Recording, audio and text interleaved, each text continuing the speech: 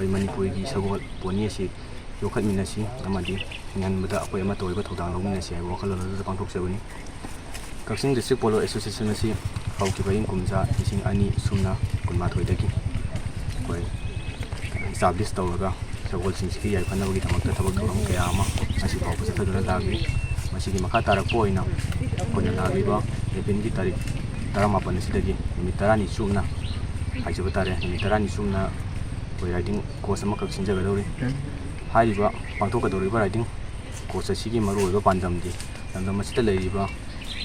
ꯏꯔꯩꯆꯥ ꯄꯨꯝꯅꯃꯛꯅ ꯁꯒꯣꯜꯁꯤꯡ ꯑꯁꯤ ꯀꯟꯕꯗ ꯇꯉꯥꯏꯃꯛ ꯐꯗꯅ ꯑꯩꯈꯣꯏ ꯏꯁꯥꯒꯤ ꯑꯣꯏꯕ ꯗꯥꯏꯇ ꯑꯆꯧꯕ ꯑꯃ ꯂꯩ ꯍꯥꯏꯕ ꯋꯥꯈꯜꯂꯣꯟ ꯑꯗꯨꯗ ꯔꯥꯏꯗꯤꯡ ꯀ꯭ꯂꯥꯁ ꯑꯁꯤ ꯁꯤꯟꯖꯕꯅꯤ ꯑꯗꯨꯅ ꯃꯥꯏꯀꯩ ꯈꯨꯗꯤꯡꯃꯛꯇꯒꯤ ꯁꯒꯣꯜꯕꯨ ꯅꯨꯡꯁꯤꯕꯤꯗꯨꯅ ꯍꯥꯏꯔꯤꯕ ꯔꯥꯏꯗꯤꯡ ꯀ꯭ꯂꯥꯁ ꯑꯁꯤꯗ ꯑꯩꯈꯣꯏꯅ ꯁꯒꯣꯜꯕꯨ ꯀꯟꯕ ꯃꯇꯝꯗ ꯏꯁꯥꯒꯤ ꯑꯆꯧꯕ ꯊꯧꯗꯥꯡ ꯑꯃ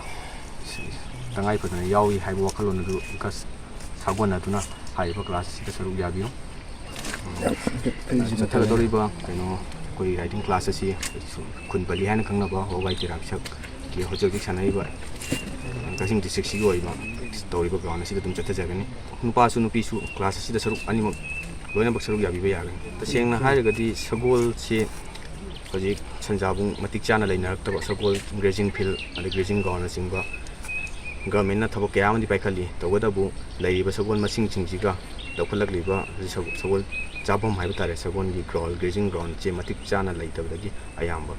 thokpani ala akoi dagi haugiba game oiragasu modern polo on gibdagi di ip rule sima akoi yoga masana hana sanaramba niyom kanona chingba kaya ama ayamba su yaudre ammen o ip rule sima yam tangai phadana khanga hei mayam sima tanaraga pulap phaminaraga sima toba yaba yadabuma khanaba madi yam sam chaiba tansi madi kanna bo hana bada matik chaba ground amadi matik chaba sarik chabam na chingba sagol singchigi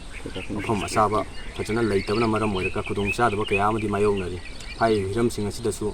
sakagi maikaidagi sagol singi ai khanaba thabak thorom kaya amadi paikhali adumakpu hoje hojiki oiriba kasing district sigi khudong chadaba mayam asidasu dena sakagi puning singhi hojik leiriba polo ji akoi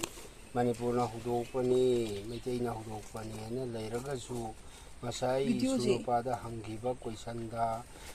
international polo style sida semtok ningba kari leige haibu hang kharasu hangbigre madu angang sing khumba ngamoi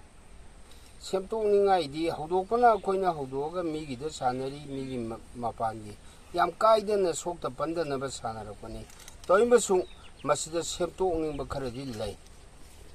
haibadi ato ba game da football da nungbon da kari karada polo ji da woiragasu semtok bu kharasu leidi akoi gi yam semtok ningai leiri haibasim su aina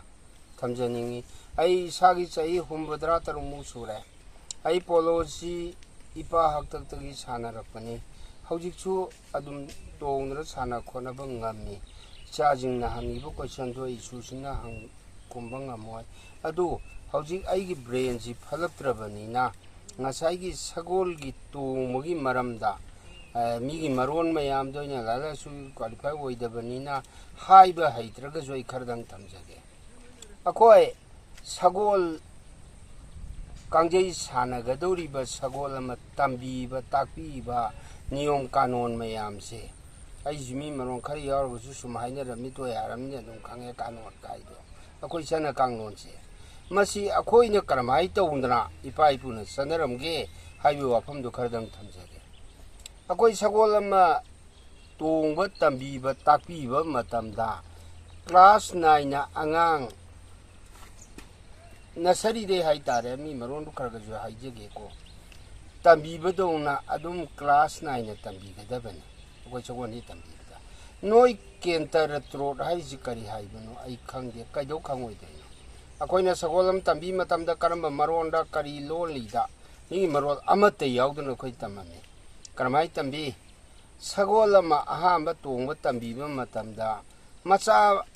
aina sar du semkopade hogre kara samjalake afaba saram longnaba kramai tawdagi edo ipai pun tawrami tongbu tambiba matamdai haijage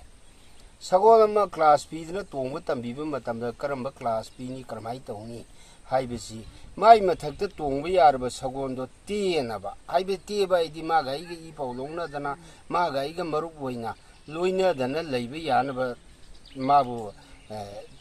tambiraba matamda mayada koigi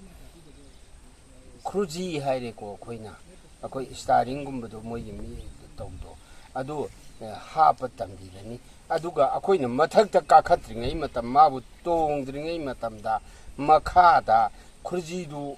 빠이라가 마기 야산 크루지도 빠이라가 아코이 하우직트나 뭐이는 후입 하이레 아코이는 와스나이 하이 마도 세가 사피르가 마부 똥거 담비가니 아이디 클래스 비가니 살로 살한가니 일라가 레포 하이르기 야르가 레포가 마다 아데이 숨 레이톡 레이션 예또 보이다 마탕 담비라가 마이 마탁다 아코이 호렌 까캅바 마탐다 사발 합다나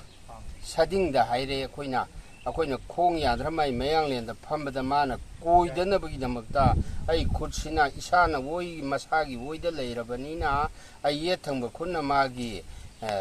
세가 마콩마야 두다 람나 까까까 탱라 띠හන්드나 하이엔 콩두나 아이나 호렌 똥 마탐다 띠에나바 똥 담비라다 삿바 콧바 렙나바기 삿나바기 레이바기 콧바기 마시 담비라니 아코이나 야라니 하이바 마탐두다 마이 마탁다 까칼라니 까카바 마탐나 마 카이타로이 띠나 이가 마가 로이나 레이람니나 아두 똥아바 마탐두다 마기 아함바 마이 마탁까 똥아가 이제 크루지지 파이르가 후이 아이디 마 와스나 아이도 파이르가 마 삿로 하이다 ngahan 아이나 ngasai mamangda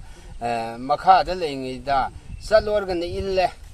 레포르가 야레 레이로가나 솜다 예to woida loina takan loi khramni mai matha ka khalang matamda aina magi aina haiba khopa jibani bo phongnarani mada salhan ga doini amba mana ai matha ta ka khalaga mai matha te ka khalakpa ga sattori ba machatto karamba machatno akoi ne isa me su machatpa tambi ba matamda haini ha ka haidana ipa ipugi leiko masi aina tambi gani haina haiba machatuni ahamba khurji paira mai mathak ta ka khalaga aina huiptu wasna du parga tak khurji in na isaga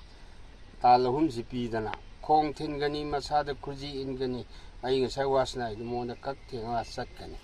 maduda satana ma si kak aham basapa masatuni akoi nei pai puna kakwai hai se tamna sapa masato masi tambira kani makha tabada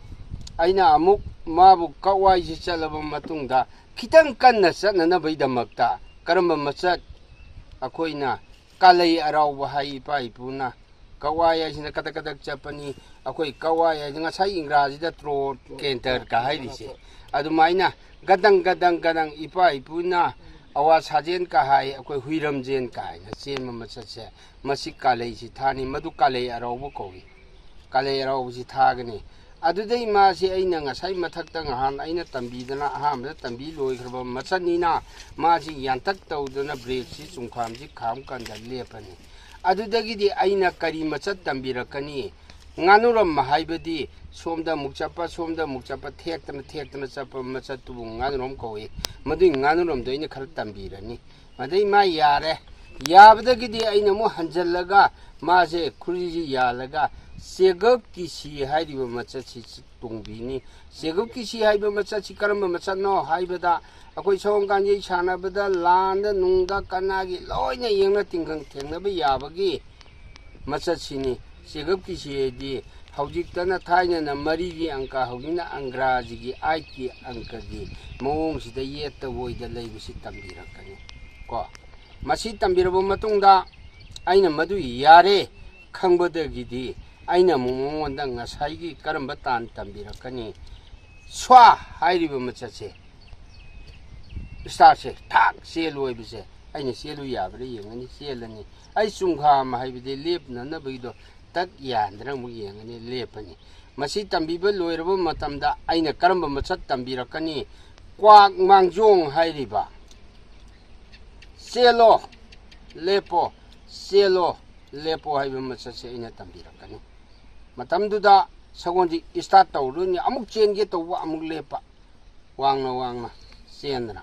madu tambibado ma yara ani yare khangadi aina muk kari tawni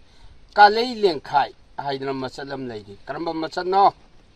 kurji tak yalaga aina chalu haiba sida chalhandaba mana tung hange tawju hanba yaroi haiba matamduda yeta woida phaina chatpa machachibu kalei lengkhai kowi ꯏꯄꯥ ꯏꯄꯨꯅ ꯇꯝꯕꯤꯔꯝꯃꯤꯁꯦ